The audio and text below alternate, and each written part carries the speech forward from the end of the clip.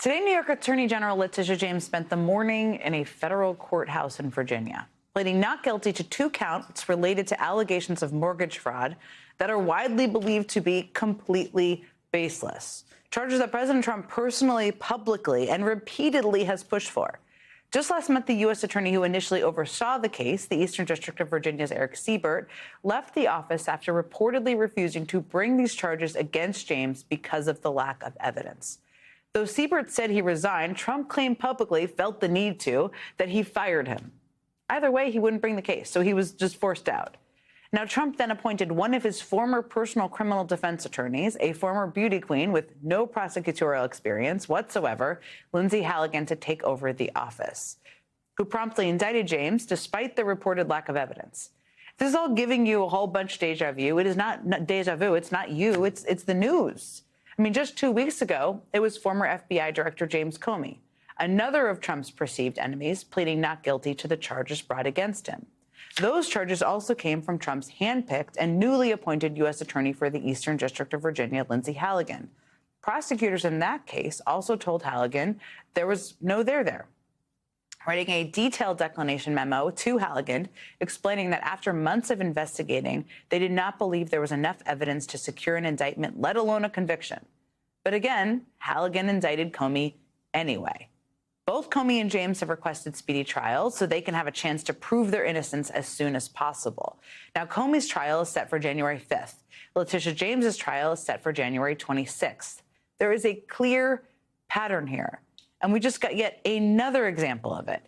Yesterday, MSNBC's Carol Leonnig and Ken Delanian were the first to report that the federal prosecutor in charge of investigating California Senator Adam Schiff told her bosses in D.C. that she does not believe the case is strong enough to move forward. NBC News matched and advanced that reporting, writing that after months of investigating, the federal prosecutors in Maryland leading the probe have not produced enough evidence to bring charges. So the U.S. attorney overseeing the investigation met with Deputy Attorney General and former Trump personal criminal attorney Todd Blanche to ask how she should proceed. And while Blanche denies that meeting ever happened, NBC News reports that the decision out of that meeting was for the prosecutor to keep the case alive anyway. Now, the good news here is that these cases are all so transparently weak, they are all but destined to fail. The Comey and James cases may not even make it to trial. Both Comey and James have filed motions to dismiss their cases on the grounds that the charges were brought vindictively and by a U.S. attorney whose appointment may not have been legal to begin with. That's where we're at in 2025. But the point of these cases for Trump may not actually be to bring them to trial. Let me show you what I mean. Well before any indictment was filed, Trump DOJ official Ed Martin was playing dress-up as Columbo outside of Letitia James's New York home, posing for photos for the New York Post. I'm not going to show them because they shouldn't be published to begin with. But conservative media has been publishing hit piece after hit piece after hit piece, not just about James, but about relatives of hers who are not even public officials. Trump himself has been repeatedly publicly calling for Comey, James, and Schiff to be prosecuted. At one point, name-checking all 3 of them and saying they were, quote, guilty as hell. Okay. Trump pushing these criminal allegations, whether there is any there or not, whether they result in convictions or not, is a way for Trump to hurt his perceived enemies. These investigations mean massive legal defense costs. They invite tons of press coverage and public scrutiny. And even if the allegations are completely baseless, they can do real reputational damage. As Donald Trump continues to demand the Department of Justice target his political enemies, and the department's cases against them seem to keep unraveling, here's what Michael Schmidt wrote today in the New York Times. He wrote, quote, "It is becoming clear that creating the trappings of criminality, the headlines, the scrutiny, the reputational damage, is as much a part of the formula as any realistic chance of conviction." Joining me now is Michael Schmidt. He's an investigative reporter for the New York Times. I will tell you my many years as a press person that when I still see your name, you're such a good investigative reporter, it still makes me nervous, like I'm in trouble. So, but it's great to have you here. So your story was so interesting because this is something that I feel like a lot of people have been saying, lawyers, Andrew Weissman, others, about a lot of these targeted prosecutions or targeted indictments. Your reporting seems to suggest that these DOJ indictments against Trump's perceived political enemies are kind of part of this larger strategy, and conviction is not necessarily the end goal. So if you look, tell me a little bit more, you look to the inner circle, Trump and the people around him, are they not concerned that they're not on track to win any of these? That's not really what they care about, it sounds like you're saying. I think some of the reporting shows that when Justice Department officials were told time and time again that these cases were not strong enough to result in convictions, they still wanted them to be brought anyway. And the president still wanted them to be brought anyway. And you have to understand, we're all in a education about retribution. We have never seen retribution like this before. And I think our initial understandings of it was that it was a tit for tat kind of thing, that Donald Trump wanted to put his enemies behind bars. And I think what we're seeing as retribution plays out is that that is an element of it, and that is a possibility, and that is probably the most significant thing. But there are these other things that come with it.